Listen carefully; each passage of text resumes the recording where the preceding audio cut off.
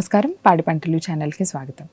ఈరోజు అభ్యుదయ రైతుల పరిచయ కార్యక్రమానికి డాక్టర్ బిఆర్ అంబేద్కర్ కోనసీమ జిల్లా ముమ్మిడివరం మండలం పల్లిపాలెం గ్రామానికి చెందిన శ్రీ కోట్ల వెంకట శ్రీరామరావు గారు మన పాడి పంటలు ఛానల్కి రావడం జరిగింది. వీరు గత 40 సంవత్సరాలుగా కొబ్బరి పంటను సాగు చేస్తూ మేలైన యాజమాన్య పద్ధతులు పాటిస్తూ అధిక దిగుబడులు తీసుకుంటూ తోటి రైతులకు ఆదర్శంగా నిలుస్తూ ఉన్నారు. ఇప్పుడు కొబ్బరి సాగులో వీరు పాటిస్తున్నటువంటి మేలైన యాజమాన్య పద్ధతుల గురించి పాడి పంటలు ఛానల్ ద్వారా వివరిస్తారు. ముందుగా పాడి పంటలు ఛానల్ మరియు స్టూడియో నుంచి నమస్కారాలండి. నా పేరు కోట్ల వెంకట శ్రీరామరావు, నన్ను బుజ్జిబాబు అంటారు. కొబ్బరిలో ఇసుక నేలలో కానీ ఎర్ర నెలలో కానీ 4-5 రోజులకి నీరు పెట్టాలండి. అదే నల్ల నెలలో అయితే 15 నుంచి 20 రోజుల వరకు నీరు పెట్టకపోయినా పర్వాలేదు. 15-20 రోజులకి మనకు కంపల్సరీ నీరు ఇవ్వాలి. తర్వాత కొన్ని తోటలు వర్షాధారంగా ఉంటున్నాయి. వాటికైతే మాత్రం మన కొబ్బరి డొక్క కానీ చుట్టూరు 2 మీటర్ల డయ్యే పల్లెల్లో, లేకపోతే దానికి సంబంధించిన కొబ్బరి ఆకు కానీ చుట్టూరు వేసి మల్చింగ్, న్యాచురల్ మల్చింగ్ అని చేస్తే అది వర్షం పడ్డప్పుడు ఆ తేమ ఆరిపోకుండా ఉంటుందండి. అది ఒక జాగ్రత్త తీసుకోవాల్సి ఉంటుంది మన అంటే వర్షాధారం తోటలకైతే. వర్షం అక్కర్లేదు, మామూలుగా నీరు తళ్ళు ఆధారంగా ఉన్నట్లకైతే నేను చెప్పినట్టుగా శీతాకాలంలో ఒకసారి, నవంబర్ డిసెంబర్లో ఒకసారి, తర్వాత మనకి మార్చిలో ఒకసారి వేసుకుంటే మల్చింగ్ కింద పనిచేస్తుంది, అటు పచ్చిరొట్ట ఎరువు కింద పనిచేస్తుంది. తర్వాత వర్షాధారంగా ఉన్న తోటల్లో అయితే వాళ్ళు ఇంకా ఇంట్రెస్ట్గా చేసుకోవాలి అంటే నాకేం వాటర్ లేదు, కోకో లాంటిది నేను వేయలేను అనుకుంటే దానికి బండ క్రాప్ లాంటిది మన కరొండ అంటే వాక్కాయ సెంటర్ ఒక లైన్ వేసుకోవచ్చు, చుట్టూరు బార్డర్ క్రాప్కి వేసుకోవచ్చు. అలా చుట్టూరు బార్డర్ క్రాప్ వక్క వేసుకుని మధ్యలో వాక్కాయ వేసుకోవచ్చు.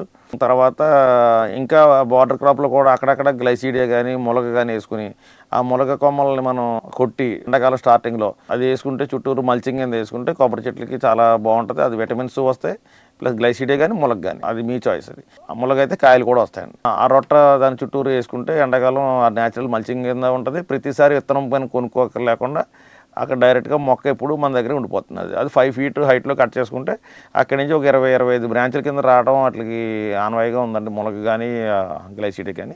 గ్లైసీడియాలో అయితే ఎక్కువ ఉన్నాయండి మా విటమిన్స్. దానివల్ల అది ఎన్పీకేతో పాటు సూక్ష్మ పోషకాలు కూడా అందిస్తుంది గ్లైసీడియా. కొమ్ము పురుగు తాకిడి ఎక్కువ ఉంటుందని చిన్న మొక్కల్లో ఉంటుంది, పెద్ద చెట్లలో తక్కువ ఉంటుంది. అది కొద్దిగా కొమ్ము పురుగు వచ్చినా కానీ మన పెద్ద చెట్లు అయితే తట్టుకోగలుగుతాయి. మన పెస్ట్ కంట్రోల్ ఆఫ్ ఇండియా వారి బకెట్స్ వాడి మేము 2 ఎకరాలకు ఒక బకెట్ పెడతాం, సరిపోతుందండి. మన ఎర్రముక్కు పురుగు కూడా చాలా తక్కువ ఉంటుందండి. ఎందుకంటే చెట్టు బలంగా ఉన్నప్పుడు ఈ పురుగులు అట్లనేమి డ్యామేజ్ చేయలేకపోతున్నాయి. చెట్టు బలహీనంగా ఉన్నప్పుడు మాత్రమే అట్లని డ్యామేజ్ చేయగలుగుతాయి. అది గ్యానోడెర్మా తెగులు ఎక్కడైనా కనబడించినప్పుడు పచ్చి రొట్ట వేసిన దగ్గర చాలా తక్కువగా ఉంటుంది, అతి తక్కువగా ఉంటుంది. 200-300 చెట్లకి ఒక్కొక్క చెట్టు వచ్చినప్పుడు దాని చుట్టూరు ఉన్న చెట్లకు కూడా మనం గ్యానోడెర్మా వస్తుందనే భయంతో చుట్టూరు వేప పిండి ట్రైకోడెర్మా విరిడి 2 కలిసి ఒక 3-4 రోజులు మన నీడలో వాటరింగ్ ఇచ్చి ఫెర్మెంటేషన్ చేసిన తర్వాత అప్పుడు ఆ చుట్టూ ఉన్న 10 మొక్కలకి మధ్యలో ఉన్న మొక్క కూడా వేయడం జరుగుతుందండి. తర్వాత సూడోమోనాస్ కూడా అలాగే చేస్తాం. తెల్లనల్లి గురించి ట్రైకోగ్రామా బదనికలు మన 40 పైసలు చొప్పున దొరుకుతున్నాయండి ఇక్కడ మన అంబాజీపేట రిసెర్చ్ స్టేషన్లో. అవి సెప్టెంబర్ నెలలో వాళ్ళు ఇస్తున్నారు, మనకి ఎన్ని కావాల్సి ఇస్తారు. అవి పట్టుకెళ్ళి క్లిప్పుల కింద మనం పేపర్ క్లిప్పుల టైప్లో మన కొబ్బరి ఆకులకి పెడితే అవి ఆటోమేటిక్గా తింటూ అక్కడే ఉండిపోతాయి. మన తోటలో ఉంటాయి, పక్క తోటలోకి కూడా వెళ్ళి అవన్నీ కూడా క్లియర్గా తింటూ ఉంటాయి తెల్లనల్లిని.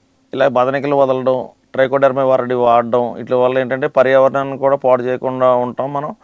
తర్వాత మంచి ఆరోగ్యకరమైన నేలని, ఆహారాన్ని భవిష్యత్ తరాలకి మనం అందించిన వాళ్ళు అవుతామండి. తర్వాత దీంతోపాటు ఇలా నీళ్ళు మాత్రం ఎక్కువగానే వాళ్ళు తడులు ఇస్తుంటేనే మనకి ఆ బలంలో మీకు కొన్ని జబ్బులు కూడా అంటే ఎరియోఫిడ్ నల్లి కానీ మన తెల్ల నల్లి కానీ బాగా తక్కువగా ఉంటుందండి. ఇవి ఉండడం వల్ల అంతర పంటలు కూడా వేసుకోవాలండి. ఇందులో కొబ్బరిలో అంతర పంటలు వేసుకుని అవకాశం ఉన్న చోట నీళ్లు తడిన దాట కోకో కానీ, ఒక్క కానీ, తర్వాత మన వాక్కాయ కానీ, ఇలాగే పోక మొక్క ఉందనుకోండి, పోక మొక్కని ఉపయోగించుకుని మేము మా దగ్గర చూడొచ్చు మా ఫీల్డ్లో. దాని మీదే బ్లాక్ పేపర్ వేస్తాం, మిరియం వేస్తాం, దాని మీదే డ్రాగన్ ఫ్రూట్ వేస్తాం. అంటే వేరే సిమెంట్ స్తంభం ఏం అక్కర్లేకుండా. కొబ్బరిలో ఆశించేటువంటి పురుగు తెగుళ్ళు వాటిని ఏ విధంగా నివారిస్తున్నారు, జీవ నియంత్రణ విధానాల గురించి, వీరు పాటిస్తున్నటువంటి మేలైన యాజమాన్య పద్ధతుల గురించి రైతు సోదరులకు పాడి పంటలు ఛానల్ ద్వారా చాలా చక్కగా వివరించినందుకు ధన్యవాదాలండి.